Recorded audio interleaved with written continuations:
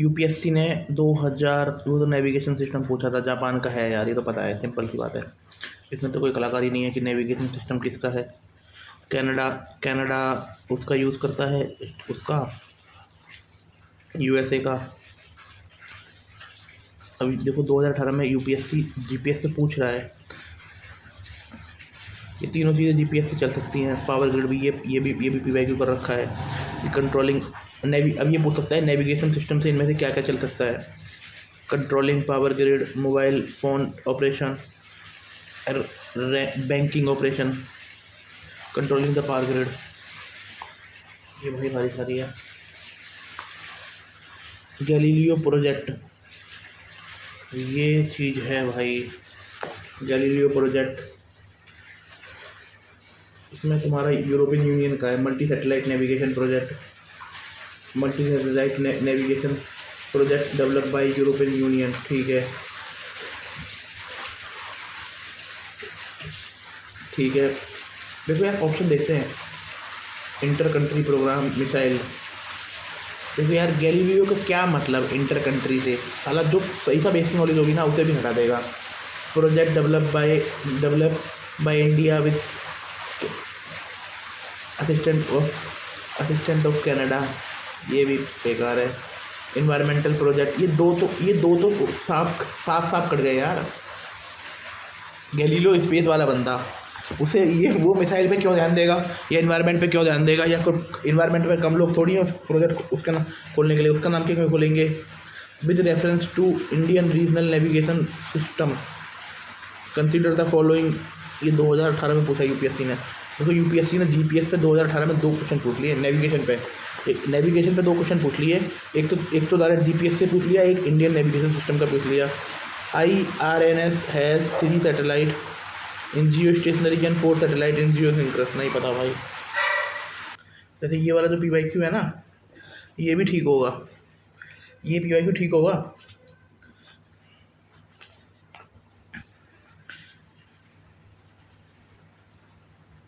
India will have its own satellite navigation with full global coverage, 3 को काटो।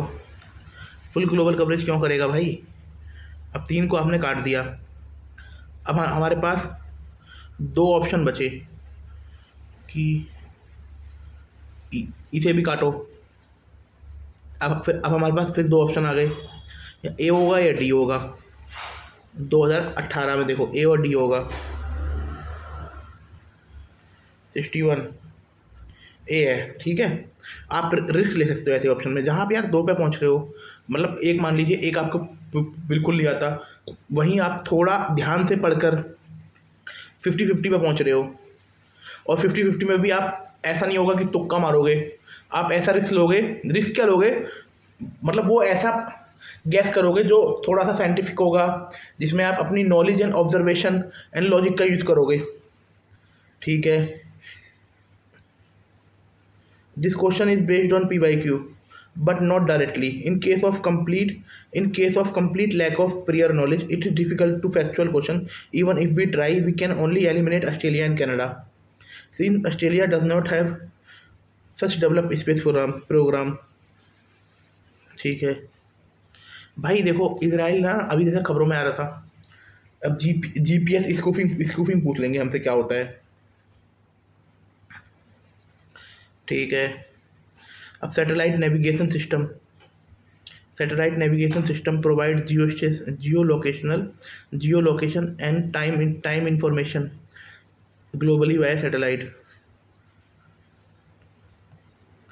एक तो ये टाइम बताता है, ट्रैकिंग करता है, नेविगेशन करता है, सर्वे करता है, डिजास्टर मैनेजमेंट में हेल्पफुल है, ठीक है। ये हो गया major satellite navigation system. USA का जीपीएस है, वो तो वर्ल्ड में फेमस है। गैलीलियो, जिस पे क्वेश्चन यूपीएससी ऑलरेडी पूछ चुका है 2007 में। चाइना का बीद्यू है, बीद्यू। रसिया का गोलानास्क है, रसिया का गोलानास्क है। जापान का क्वासी जेनिथ सैटेलाइट सिस्टम है, quasi zenith satellite system augmented GPS for enhance accuracy in Asia and Oceania.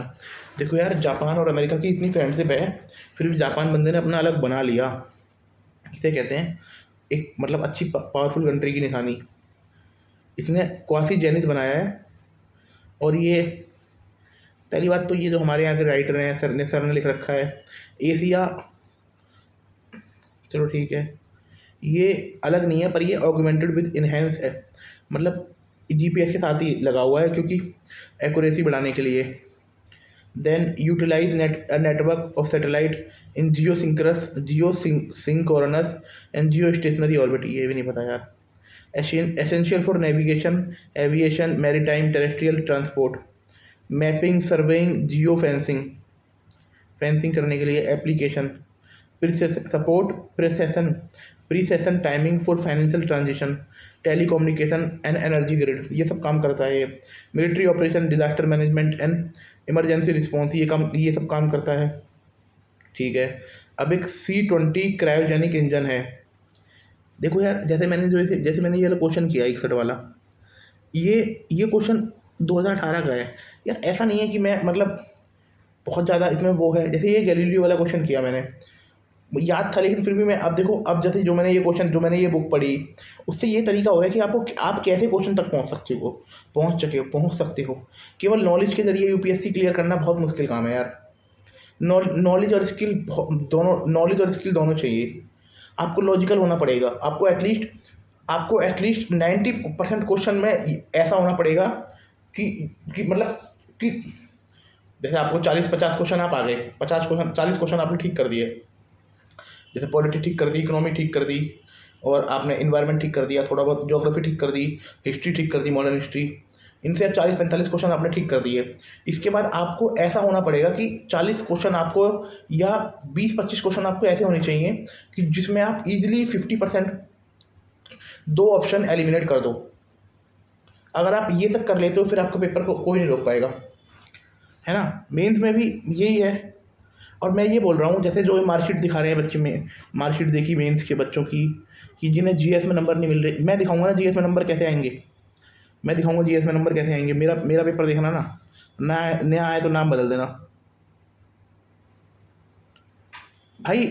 GS है, आपको जीएस में मैं बोल रहा हूँ, एक सेकंड के लिए थोड़ा टॉपिक से अलग जा रहा हूँ, बट ये ज़रूरी है। जीएस है भाई, बच्चे कहानी की तरह लिखते हैं। आप ओपिनियन मत लिखो, फैक्ट लिखो, देन फैक्ट पे बेस पे अपना ओपिनियन दो।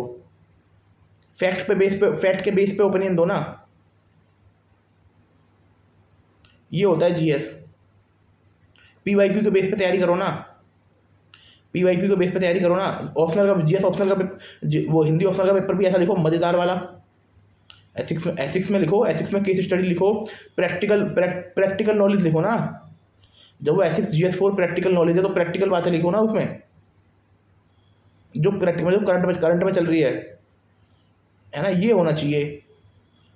ठीक है, देखना ना, मैं बताऊंगा कैसे तैयारी की जाती है। चलो अभी इस पे ध्यान देते हैं। CE-20 क्रायोजेनिक इंजन, और ये CE-20 cryogenic engine developed by ISRO passed a critical sea level test marking breakthrough in propulsion technology. Key feature: 20-ton upgrade for C-32 achieved C-32 stage to achieve 22 ton in future. ठीक है। A fuel and oxidizer, liquid hydrogen at -253 Celsius, oxidizer, liquid oxygen liquefied at -183 Celsius. Technology introduced an innovative nozzle protection system during sea level test to address flow separation challenging work within nozzle, which could lead to vibrant thermal issues, potential damage. Principle: on the Newton third law, every action has equal opposite reaction. Thrust is produced by internal combustion and pressure difference. Thrust is produced by internal combustion and pressure difference. Development milestones. Testing conducted at ISRO propulsion complex Mahendragiri Tamil Nadu में किया गया है। Successfully operation 6 ये successfully operate हुआ है। इसने LMV-3 mission including Chandrayaan 2 Chandrayaan 3 OneWeb ये 3 इससे भेजे गए हैं। Facilitates supported integrated cryogenic engine manufacturing facility establish by HAL। अब ये बोल देगा कि क्रायोजेनिक इंजन मैन्युफैक्चरिंग फैसिलिटी किसने बनाई है। क्रायोजेनिक इंजन मैन्युफैक्चरिंग फैसिलिटी किसने बनाई है भाई, HAL ने बनाई है। दिमाग में आइडिया नहीं चाहिए, इसरो ने बनाई है। एप्लीकेशन स्पेस एक्सप्लोरेशन कर सकता है। Critical for Gaganyaan Indian first human space satellite ideal deploying for heavy payload. ये आप 4000 किलो से ऊपर का पेलोड ले जा पाओगे GTO में। Future mission design support long duration and interplanetary mission like Chandrayaan. ठीक है, इंटरप्लेनेटरी मिशन ले जा सकते हैं। एफिशिएंट थ्रस्ट है इसका, है ना। एक तो इसमें ये है तुम्हारा लिक्विड हाइड्रोजन है और तुम्हारा लिक्विड ऑक्सीजन है। Liquid hydrogen and liquid oxygen. ठीक है। Eco friendly combustion only water vapour make it clean and carbon free technology. यार कितना बढ़िया है ये। Fuel efficient combine only 2 kg per second fuel for same thrust. भाई fuel efficient भी है। विकास इंजन जो 3.4 में कर रहा था, 3.4 पर kg पर सेकंड में कर रहा था, ये 2 kg पर सेकंड में कर रही है। और पानी तो यूज हो रहा है। कॉम्प्लेक्सिटी चैलेंज कॉम्प्लेक्सिटी है to manage cryogenic temperature and associated structural thermal stress problem such as the crack in nozzle sudden stoppage. भाई ये नोजल में क्रैक आ सकता है। सडन स्टॉप रोटेशन कभी कभार अचानक रोटेशन रोक देता है। Blockage are common.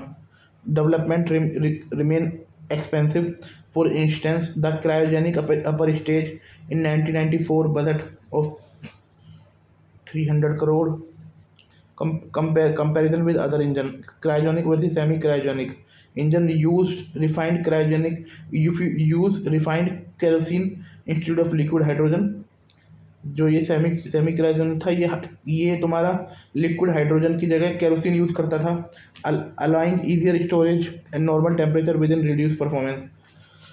भाई उसकी परफॉर्मेंस कम थी पर उसमें उसे हैंडल करना इजी होता था। Cryogenic engine are typically use in final stage in rocket. Cryogenic engine typically use होता है final stage in rocket placing satellite into higher orbit. ठीक है। अब C-20 इंजन है ना इसरो का, ये भारत का पहला इंडिजीनियसली डेवलप क्रायोजेनिक इंजन है। ठीक है, ये भी बड़ी अच्छी बात है। जो GSLV Mark 3 LMV Mark 3 जिसको बोलते हैं, रॉकेट के ऊपर स्टेज होता है। क्रायोजेनिक इंजन ये क्रायोजेनिक इंजन है लिक्विड हाइड्रोजन और लिक्विड ऑक्सीजन के रूप में ऑक्सीजन फ्यूल के रूप में यूज़ करता है। ये 200 kN थ्रस्ट लगा सकता है। ये न्यूटन के थर्ड लॉ पर डिपेंड है। Develop by ISRO liquid propulsion system centre, है ना। First flight static flight 2014। Flight use for GSLV Mk3 D1 2017। Bharat ने रशिया के ऊपर निर्भर रहने की बजाय अपना इंजन बनाया। ये इंजन चंद्रयान 3 और गगनयान जैसे मिशन के लिए है। पेलोड इसका 4 टन टू GTO भेजने में मदद करता है। क्रायोजेनिक इंजन के बारे में देख लीजिए। क्रायोजेनिक इंजन ऐसा रॉकेट इंजन होते हैं जो ultra low level temperature fuel को यूज़ करते हैं, है ना। Liquid hydrogen and liquid oxygen को यूज़ करते हैं। लिक्विड हाइड्रोजन, अब ये पूछेगा कि लिक्विड हाइड्रोजन को 253 पर और लिक्विड ऑक्सीजन को -83 सेल्सियस पर। दोनों फ्यूल अलग अलग टैंक में रखे जाते हैं। इंजन में मिक्स होकर कंबशन होती है। ज़्यादा थ्रस्ट जनरेट करने के लिए हैवी पेलोड ले जाने के लिए सुटेबल है। हाई एफिशिएंसी है। More thrust per kilogram fuel useful in launching heavy satellite. Challenging यही है कि कूलिंग एंड इंसुलेशन कॉम्प्लेक्स होती है। Handling is difficult due to extreme temperature. Scramjet engine. Scramjet scramjet supersonic combustion engine एक एक air breathing engine है जो atmosphere का ऑक्सीजन यूज़ करता है और फ्यूल को बर्न करने के लिए। ये सिर्फ 5 मार्क प्रेस पे काम करता है, क्योंकि भाई इतनी तेज जाएगा तभी ऑक्सीजन यूज़ कर पाएगा। ठीक है। इसरो ने 2016 में 28 अगस्त को अपना पहला स्क्रैमजेट इंजन सक्सेसफुल किया था। इसमें लिक्विड हाइड्रोकार्बन को यूज़ किया गया था। No oxidiser need. ऑक्सीजन तो एनवायरनमेंट से ले लेगा ना ये। Work only at high speed. Initially rocket booster से स्पीड दी जाती है। ठीक है, पहली स्पीड रॉकेट बूस्टर से दी जाती है। लाइट वेट है, मोर एफिशिएंट है हाइपरसोनिक स्पीड में। पोटेंशियल टू लो को सैटेलाइट लॉन्च। ये तो सैटेलाइट लॉन्च के लिए है ही नहीं। ठीक है।